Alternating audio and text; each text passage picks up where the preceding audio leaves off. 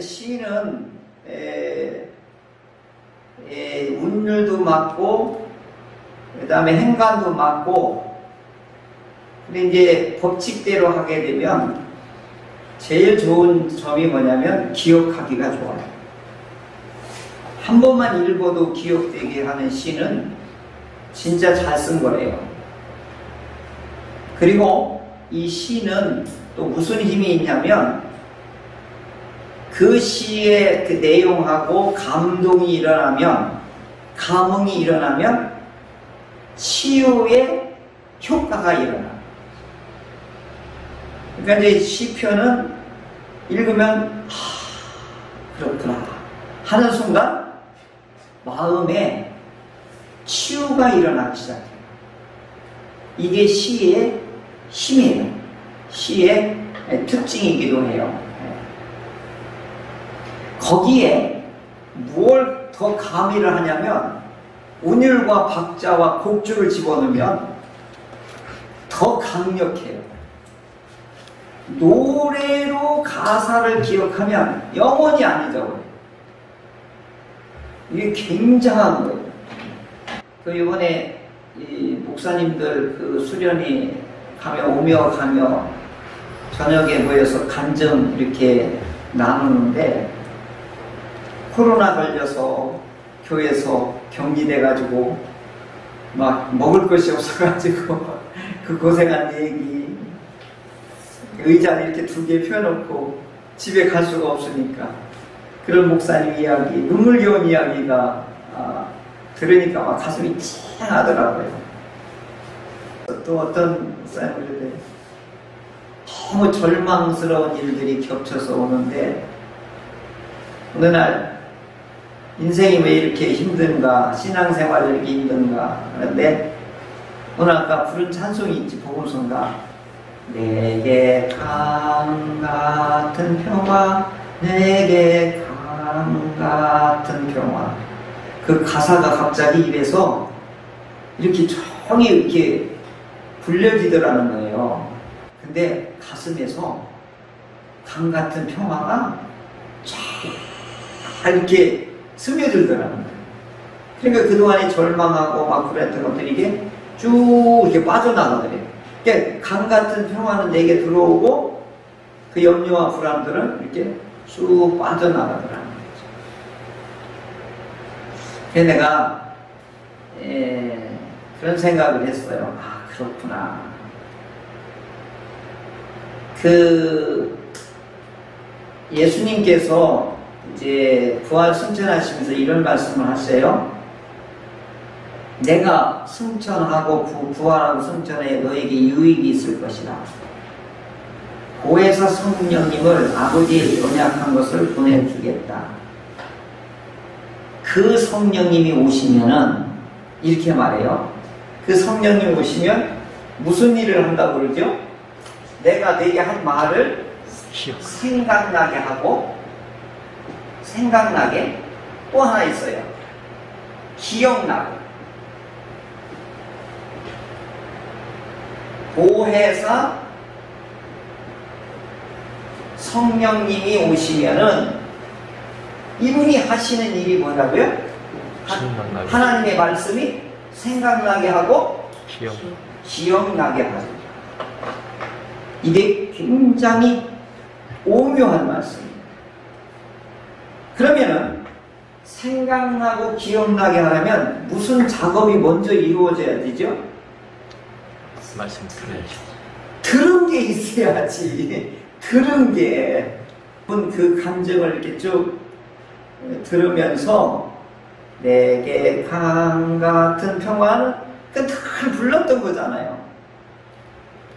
근데 피곤해서 그냥 의미 없이 부를 수도 있고, 어떨 때는 막 손을 들고 춤을 추며 부를 때도 있고, 그냥 늘 교회에서 막 확성기를 틀어준 경우도 있고, 하여간 여러 정황과 상황에 따라서 내게 강 같은 평화 제일 많이 불러줬을 거예요. 그리고 한 번 들으면 안 잊어버려요. 아주. 그리고 강 같은, 아니 그 바다 같은 샘솟는 기쁨. 뭐 이게요, 그냥 신경만 한 번만 쓰면 부르면 기억나게 되죠. 그런데 중요한 건 예수님이 하셨던 말씀은 뭐냐면 로고스예요. 로고스. 이건 첫 번째가 로고스는 뭐냐? 기록된 말씀이에요. 그러니까 이건요, 문자라고요, 문자. 문자로 엮어져 있는 글이잖아요, 그죠? 로고스는. 그렇잖아요. 책으로 보면 글자로, 문자로 이렇게 기록되어 있는 거잖아요. 엮어져 있는 거죠. 그런데 이것이 나의 삶을, 나의 마음을 변화시키고 바꾸는 건 뭐냐? 이걸 레마라고 해요. 아유, 내 속에 근심, 걱정 들어와 있는데 이게 나가! 한다고 나가냐고요. 어느 날 갑자기 훅 들어오잖아요? 이놈은 불청객인데 이게 지 안방인 줄 알고 안 나가요. 아, 이거 괴로운 싸움이거든요. 근심, 걱정, 이런 고민들은요, 불청객이에요. 근데 이놈이 한번 들어오잖아요? 쉽게 안 나가요. 돈을 주어도 안 나가요. 저만 그런가요? 아마 대부분이 다 그럴 거예요. 아까 내게 강같은 평화, 그걸 조용히 이렇게 불렀더니 그게 쑥 빠져나가더라는 느낌이 받더라고요. 그러고 나서 근심, 걱정, 이 불안이 있잖아요. 나도 나가니까 주변의 환경은 하나도 안 변했어요. 근데 내 마음이 바뀌니까 어떻게 해요?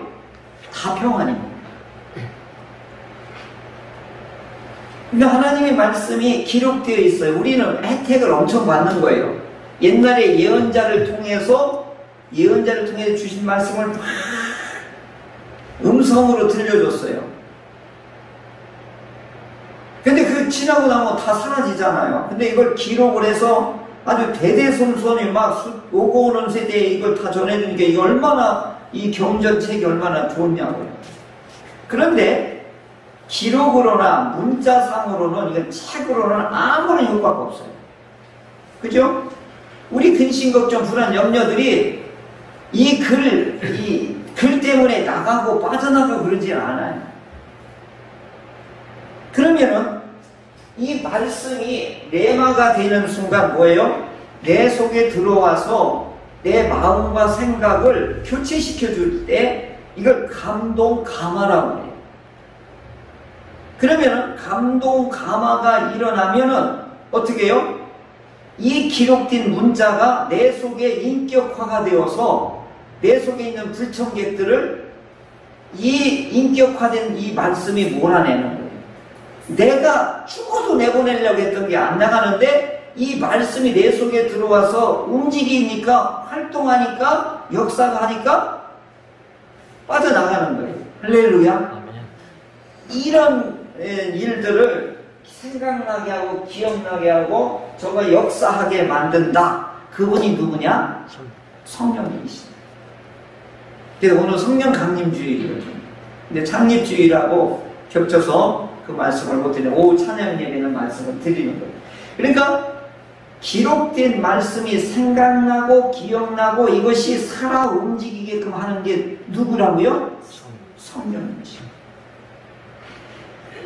그래서 사도 바울은 서신서에 전부, 내가 요즘 은혜 받는 게 뭐냐면 전부 성령 안에서 하라는 거예요. 힘쓰는 것도 성령 안에서 하라는 거예요. 다 성령 안에서 했을 때, 성령께서 하실 때 뭐가 일어난다는 거예요? 우리로 말하면 일이 일어나는 거예요. 성령께서 우리 안에서 이 말씀이 되게 영향력 있게 이게 하나님께서 이렇게 성령께서 이거 움직이게 하면 행복해지는 거예요. 왜 그럴까요? 근심, 걱정, 고집, 고민들을 몰아내니까 그런 거예요. 그래서 어떻게 하는 기분이 좋은 거예요. 그래서 이것을 경험한 분들이 뭐예요? 성령 충만, 성령 충만, 성령 충만하는 거예요. 아니, 쌈 3번 싸먹었다고 행복했는데 우리는 뭐예요? 막 이걸 막 이만큼 싸가지고 먹어야 될 거 아니겠어요? 그러면 알딸딸해질 거 아니에요. 그럼 무슨 일이 있냐면 헌금을 많이 해요. 아까운 게 없어요. 남 주는 걸 좋아해요. 베푸는 거 좋아하고, 드리는 거 좋아하고, 나누는 거 좋아하고, 가서 자꾸 말하고 싶은 거예요. 막 이 좋은 걸. 성령님 받았더니 너무 좋다고 말해요. 근데 왜 전도 하라고 해서 전도하냐면, 전도 억지로 하면요, 나중에 짜증나가지고요, 못하는 거예요. 그런데 어떻게 해요? 기분이 좋으니까 어떻게 해요? 마음이 행복하니까 어떻게 해요? 자꾸 이야기하고 싶은 거예요. 그러니까 성령께서, 우리 예수님이 그런 거예요. 내가 가지 않으면 너에게 유익이 없다. 내가 가야 성령님이 오시고, 성령이 오시면은 이제 이런 일을 하게 했습니다. 그래서 오늘 우리들이 찬양을 부를 때에도 어떤 위력이 있냐면, 오늘 시편은, 시는 말의 성전이라고 그랬잖아요. 근데 하나님의 말씀을, 근데 우리가 지금 이게 문자로만 기록되어 있는 거지, 원래는 운율이 있어요. 곡조도 있어요. 그리고 이게 원어로 보면요, 법칙이 있어요. 딱딱딱 맞아요, 이렇게. 그러니까 우리는 그걸, 번역은 그걸 해낼 수가 없어요. 그러니까 우리는 읽어도 한참 외워야, 이거 한 절 외우려면 고생 좀 한다고요. 근데 이게 히브리서는 어떻게 해요? 한번 읽으면 그냥 쏙쏙 들어오는 거예요. 내게 강 같은 평화, 어떤 운율이 있다, 이거. 그러면은 우리가 이제 이 시편이 가사가 그 다음에 곡조하고 연합해가지고 우리가 감성을 일으키고 그 다음에 영혼을 흔들어 버리는 거죠. 그래서 그 시편을 노래로 찬히 만들어 놓으면은, 그래서 우리 CCM이든지 복음성가든지, 풀은 마르고 잎은 시드나 주의 말씀은 영원해. 그건 이제 가사로 하니까 안 잊어버리는 거예요. 곡조로 하고. 자, 이것이 바로 시편의 시의 위대함인 것을 이제 좀 말씀을 드렸습니다. 자, 그리고 이 시편 150편은 그냥 아무렇게나 이렇게 비빔밥처럼 엮어놓은 게 아니라 아주 면밀하고 주도적이고 신학적으로 그 역사의 흐름 속에서 5권으로 나눠놨다 말씀을 드렸습니다. 그래서 시편 1편에서 150편까지 보면 이스라엘의 역사, 하나님의 말씀대로 살아봤던 사람들의 그 역사를 다 알 수가 있다. 두 번째로는 그 천여년의 역사 속에서 얼마나 애환이 많았냐 이거예요. 절규와 탄식과 기쁨 이런 것들이 희노, 애락, 애호욕이 여기에 다 들어가 있는 거예요. 그러니까 어느 우리의 신앙생활 할 때 겪을 수 있는 일들도 얼마든지 공감할 수 있다. 그런 장점이 이 시편 속에 있다라고 하는 것이죠. 그러면은 그냥 장르별로 탄식시다, 뭐 실외시다, 뭐 등국시다, 뭐 여러 가지 이제 장르로 구분하는 건 지금까지 늘 있었던 거거든요. 근데 이게 역사의 축소판이다라고 하는 것은 최신 신학에서 밝혀낸 일이에요. 그래서 저도 그 최신 신학을 바탕으로 해서 시편을 보고자 하는 것이죠. 그래서 이 시편 1편, 2편은 서론에 해당되고 결론 부분에는 146에서 150편까지가 결론이에요. 그럼 재미나요? 서론은 뭐냐면 복 있는 사람이 누구냐, 이게 나와요. 복 있는 자는 두 가지가 나와요. 율법을 주야로 묵상하는 자고 또 하나님께 피하는 자다. 요게 핵심이에요, 시편에. 자, 누가 복 있는 사람이라고요? 이건 자꾸 들어둬야 돼요. 여호와의 율법을 주야로 묵상하는 사람이고 여호와께 어떻게 하는 사람이요? 피하는 자다. 성경은요, 왜 좋으냐면 헬라어 서양으로 신학이 넘어가면서 복잡해졌어요. 그런데 히브리 신학은요 아주 쉬워요. 전부 동사만 알면 돼요. 전부 움직이는 걸 해놨어요. 그래서 복 있는 게 뭐냐? 하나님께 피하는 거래요. 얼마나 쉬우냐고요. 강도 만나면 누구한테 피하면 제일 좋아요? 경찰한테 얼른 피하면 되잖아요. 그럼 오늘도 마찬가지. 영적인 강도를 만나면 누구한테 피하는 게 제일 좋아요? 하나님께 피하면 되지요. 근데 헬라 사람들은 뭐라 하냐면 영구불변하시고 무소부재하시고 전능하시고 막 이렇게 설명하니까 아주 헷갈리는 거예요. 근데 여기 어때요? 얼른 피하면 되죠. 알려주세요! 이렇게 하면 되는 거잖아요. 그래 이제 이 유럽으로 갔던 신학을 이제 끊어버리고 원래 이 동양 신학으로 가자라고 하는 운동이 지금 벌어지고 있는 거예요. 그럼 쉬운 거예요. 그러면 율법을 주야로 묵상, 하나님의 말씀을 주야로 묵상한 사람의 복이 있고 하나님께 피하는 자가 복이 있어요. 그럼 이 땅에서 이런 사람들은 어떤 복을 받느냐, 그죠? 형통한 복을 받는다. 아니 그냥 딱 떨어져요, 공식적으로. 그런데 세상의 왕들, 군왕들, 민족들, 이방들, 사람들이 뭐예요? 하나님의 말씀은 속박한다, 구속한다, 우리를 무겁게 한다라고 해서 다들 어떻게 벗어나자고 나자유 얻었다 하고 다들 하나님으로부터 벗어나는데 하나님이 어떻게 한다? 비웃는다 그랬죠. 그래? 잘 살아봐라. 이렇게 하십니다. 그래서 하나님께서는 이 말씀의 법대로 통치자, 왕을 하나님께서 이제 세우시겠다. 그 왕이 이 법을 이제 시행할 것이다. 이것이 이제 시편 전체의 서론이에요. 그러면 그렇게 살았더니 결론은 뭐냐? 결론은 뭐겠어요? 마지막 부분에 자, 율법을 주야로 묵상하고 하나님께 피하는 데가 복이 있고 이 사람들은 이 땅에서 어떻게 산다? 형통한 복을 누리며 산다. 그러면 이 사람들이 나올 수 있는 건 뭐예요? 저 결론에 가면 할렐루야밖에 없는 거예요.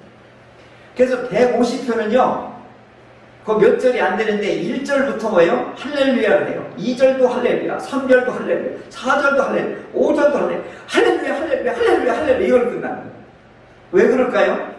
이보다 더 좋은 건 없는 거예요.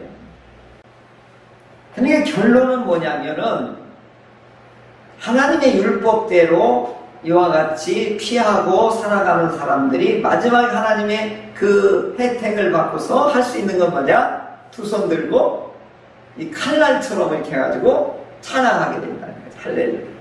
이게 이제 시편의 전체의 결론이거든요.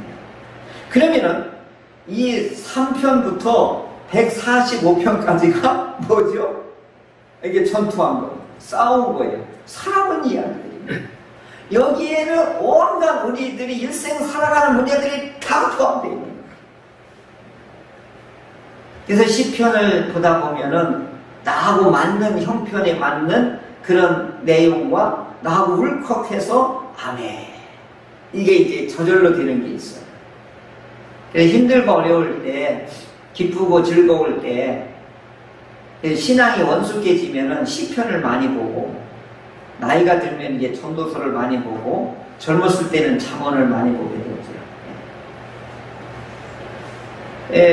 그런데 이제 3편에 딱 들어서자마자 표제가 뭐죠? 표제가 3편은 다윗이 그의 아들 압살롬을 피할 때 지은 시.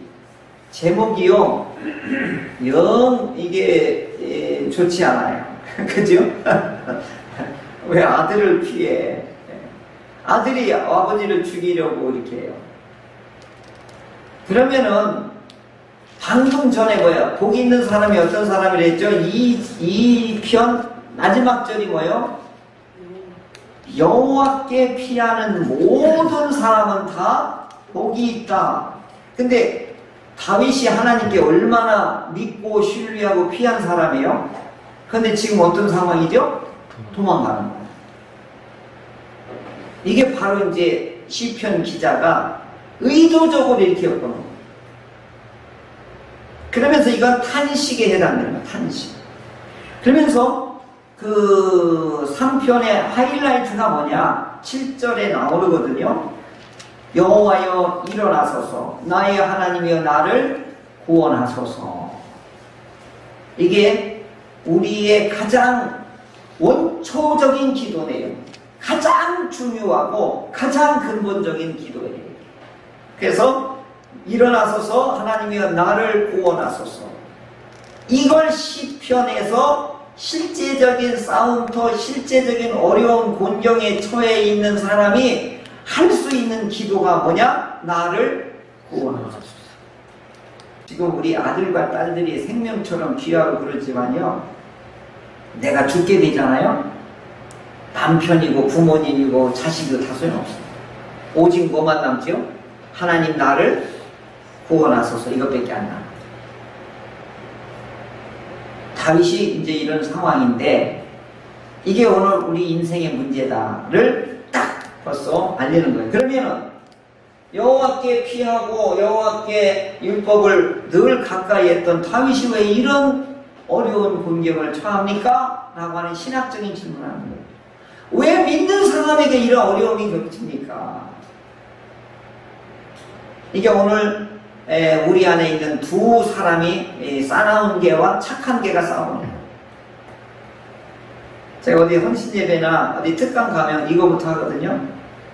그래서 내가 거기서 힌트를 하나 얻은 거예요. 영적으로. 그래, 우리 안에 육체의 소유과 성령의 소유가 두 개가 있는데 어디에다 밥을 많이 주느냐에 따라서 그렇잖아요. 우리 안에 성령의 소유가 많이 일어나면 육신의 소유가 꼼짝을 못하는 거고, 육신의 소유가 강해지면 성령의 소유가 꼼짝을 못하는 거죠. 그래, 이런 싸움이 우리 인생에서 이제 전개될 거라고 하는 것을 벌써 여기서 딱 알게 되는데, 여기서는 압살롬을 피할 때라고 하는 이 표제 속에는 역사적인 배경이 있는 거죠. 그게 뭐죠? 다윗이 하나님 앞에 범죄한 후에 이제 죄에 쫓기는 것을 이렇게 표현합니다. 죄에 쫓기는 다윗이에요. 압살롬은 아니에요. 그건 압살롬은 수단이고, 근본적인 쫓기는 건 뭘로 쫓기는 거예요? 죄로 인해 쫓기는 거예요. 그러니까 다윗은 무슨 기도를 하는 거예요? 나를 구원하소서. 오늘 우리들이 죄에 쫓기는 다급한 그런 신음의 절규의 그런 기도가 있을 때 이게 진짜 기도가 되는 거예요. 내가 싸나우게 쫓기고 있는지 물리고 있는지도 모르면 이미 무감각한 사람이에요. 이건 더 이상 어떻게 손을 못 쓰는 거예요. 그래서 에스겔도 마찬가지거든요. 이 백성들이 나라가 망하고 성전이 무너지고 포로로 끌려가고 그 비참한 상황에, 어두운 그 비참한 상황에 놓여있을 때 하나님께서 인식하라는 거거든요. 왜 이렇게 됐는지를 인식하라. 그러니까 오늘 우리 가만히 신앙생활 할 때 보면 이 인식 기능이 늘 어떻게 해요? 말씀 안에서, 성령 안에서 이렇게 비춰졌을 때, 아이고 하나님 나를 구원하소서. 이게 참회와 이게 하나님 앞에 절규하는 기도죠. 이 기도는요 100% 응답입니다. 할렐루야. 아멘. 이 기도는 100% 응답입니다. 오늘 에스겔에게 막 다 보여주잖아요. 내가 성전을 짓고 성읍을 짓고 내가 그를 너희를 이끌어 갈 거야. 내가 거기 있을 때 너희 거기 와라. 이런 것들이 믿어지고 이런 데 내가 맡기고 이런 데 의지하고 하는 것 때 전부 보면은 어떻게 해요? 딱 우리가 할 수 있는 딱 한 가지 뭐예요? 겸손한 거예요. 그게 뭐죠? 구원하소서. 그럼 나머지는 다 성령님이 하시는 거예요. 할렐루야. 이걸 많이 경험하면 어떻게 해요? 신앙이 어떻게 해요? 커지는 거예요. 그게 왜 오후에 찬양 예배 드리고 왜 또 수요 기도 드리고 금요 기도 왜 자꾸 하냐면 이 성령의 소욕과 이 육체의 소욕, 이 두 마리가 이 개가 싸우기 때문에 그러는 거예요. 그게 바울은 뭐냐? 난 괴롭다 이렇게 표현한 거예요. 얼마나 처절한 자기 싸움이 이루어지고 있는지를 그렇게 고백하고 있는 것이죠. 그래서 의인이 왜 고난당하느냐? 두 가지 하나예요. 하나는 죄를 범하기 때문에 그럴 거고, 또 의인은 어둠의 세력으로부터 당연히 받게 돼 있어요. 무차별 공격을 받게 돼 있다. 그래서 3편부터 그걸 알리는 거거든요. 그럼 4편에 다윗의 시 인도자를 따라 현악에 맞춘 노래. 시편을 읽을 때는 반드시 표제와 함께 읽어야 돼요. 이 표제는 내용의 아주 머리이기 때문에 중요한 거예요. 이걸 생각하면 안 돼요. 그러면 다윗이 시인데 인도자를 따라 지금 뭐 악기에 맞춰서 이게 노래를 만든 거거든요. 그런데 1절이 뭐라 하냐요? 나의 의의 하나님 이렇게 불러요. 의로운 하나님이라고 불러요. 그러면서 뭐라 하죠? 내게 응답하소서. 내가 곤란 중에 내가 지금 빠져 있습니다. 그러니까 나의 기도를 들었소서. 그러니까 다윗의 기도를 가만히 보면요, 아주 구체적이에요. 중언부언이 없어요. 내가 곤란 중에 빠졌으면 하나님 건져주시고, 내가 경제적인 곤란에 빠졌으면 하나님이 경제 문제 해결해주고, 내가 육체적인 질병으로 곤란을 당하고 있어 하나님 고쳐주십시오. 아주 구체적이에요. 단순해요. 중언부언이 없어요. 이걸 많이 경험한 사람이 이제 다윗이에요. 그 인생들이 자꾸 다윗을 막 괴롭히는 거예요. 욕되고 헛된 일로 막 거짓말로 이렇게 자꾸 이제 공격해 오는 거죠. 그러면서 여기 이 6절에 보면 이렇게 나와요. 이 못된 사람들이 여러 사람의 말이 이게 이방인들이고 그 다음에 다윗의 원수들이고 대적자들이기도 해요. 이방인들이고 안 믿는 자들이란 말이에요. 이놈들이 뭐라고 하냐면 다윗에게 선을 보일 자 누구냐, 선을 보일 자 누구야? 이 말이 뭐냐면 네가 믿는 하나님 어디 있어? 지금 그 얘기를 하는 거예요. 네가 의지하는 하나님 어디 있어? 이렇게 막 조롱하고 이제 멸시하는 거예요. 그때 이게 다윗이 뭐라고 하냐면 여호와여 주의 얼굴을 들어서 우리에게 비추소서 이거 나옵니다. 이게 주의 종이 제가 제일 많이 하는 게 이거거든요. 억울하고 힘들잖아요. 그러면 주의 얼굴을, 주님의 능력을 나와 함께 한다고 그랬잖아요. 오늘부터 시작하여 내가 너와 함께 한 것을 모세와 함께 한 것 같이 너와 함께 한다고 약속하셨잖아요. 이게 내가 소명받은 말씀이거든요. 힘들 때 이거 해요. 그래, 내가 나하고 하나님이 함께 있다는 걸 보여줘야 되잖아요. 이렇게 기도하거든요. 그러면 겁이 안 나요. 희한해, 겁이 안 나요. 하나님이 든든한 백이 되는 것처럼 그게 응답이 될 때는 겁이 안 나요. 그리고 더 올라온 거 보면 하나님이 해결해요. 내가 손 안 써도 돼요. 가서 따지고 막 변명하고 이래도 안 해도 돼요. 그러니까 이제 다윗은 지금 그러는 거예요. 하나님 얼굴 좀 나한테 보여달라요. 이 손의 능력을, 하나님이 나와 함께한 것을 나타내달라고. 그랬더니 7절에 기가 막혀요. 곡식과 새 포도주가 풍성할 때보다 훨씬 행복합니다. 그게 무슨 얘기냐면 로또 복권 당첨된 것보다 하나님이 나와 함께 한다는 것이 훨씬 행복합니다. 이런 뜻이에요.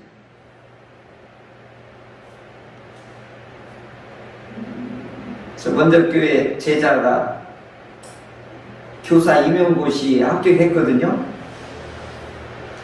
근데 그 아버지가 너무 행복해가지고 야 트라이 맞아요. 딸을 태우고 막 들어가지고 신호등에 섰는데 누가 와가지고 꽝 들이박은 거예요. 그 아버지가 또 뭐야? 하고 내려갔더니 아이고 죄송합니다. 그랬더니 오늘 내 딸이 임용고시에 합격했기 때문에 기분이 좋아서 그냥 가서 태워 이렇게 했다고 그래. 내가 고치게 되니까 그냥 가시오 이랬다는 거예요. 내가 그 얘기를 듣고 지금도 이게 기억나는데 너무 기쁨은 있잖아요. 그까짓 거 별거 아닌 거예요. 우리가 하나님을 만나고 하나님이 나와 함께 한다면 로또 복권보다도 더 큰 감격과 기쁨이 있으면 그건 아무것도 아니다 이 말이에요. 다윗은 지금 그 얘기를 하는 거예요. 그러니까 오늘 경제적으로 내가 수익이 2배 많이 이번 달에 막 소득을 올렸다, 이거보다 더 낫다는 거죠. 이해가 되시나요? 저는 이해가 돼요. 제가 늘 그 비유가 생각나는데, 아버지가 이제 아프셔서 이제 돌아갈 것 같으니까 유산을 주려고 세 아들을 불렀어요. 첫째, 둘째, 셋째 이렇게 했는데, 첫째에게는 장남이니까 반을 주고, 그 다음에 둘째하고 막내에게는 거기서 반 중에 2분의 1씩 나누겠다. 그러니까 막내가 아버지 저 할 말이 있어요. 그러니까 아버지가 이놈이 반 준다 하니까 또 서운해서 그런가 보다. 저는 필요 없어요. 아버지가 살아계시기만 있으면 돼요. 나는 그까지가 필요 없어요. 재산이 뭔 필요한데 아버지가 계셔야지. 그 재산 누구한테 많이 갔겠어요? 결국 막내한테 많이 갔어요. 오늘 물질을 많이 주느냐 얻느냐가 중요한 게 아니라 물질을 제공하고 물질을 우리에게 평안을 주시는 그 하나님이 나의 아버지라는 게 중요한 거다. 이 관계를 말씀한 거거든요. 결론적으로는 8절이 8절. 그게 뭐죠? 한번 같이 읽고 마치겠습니다. 내가 평안히 눕고 자기도 하리니 나를 안전히 살게 하시는 이는 오직 여호와이시니이다. 아멘. 근데 샬롬이 뭐냐? 나 여기서 찾았어요. 평안히 눕고 평안히 자는 것이 하나님이 주시는 샬롬인 거예요. 그 복이 있기를 바랍니다.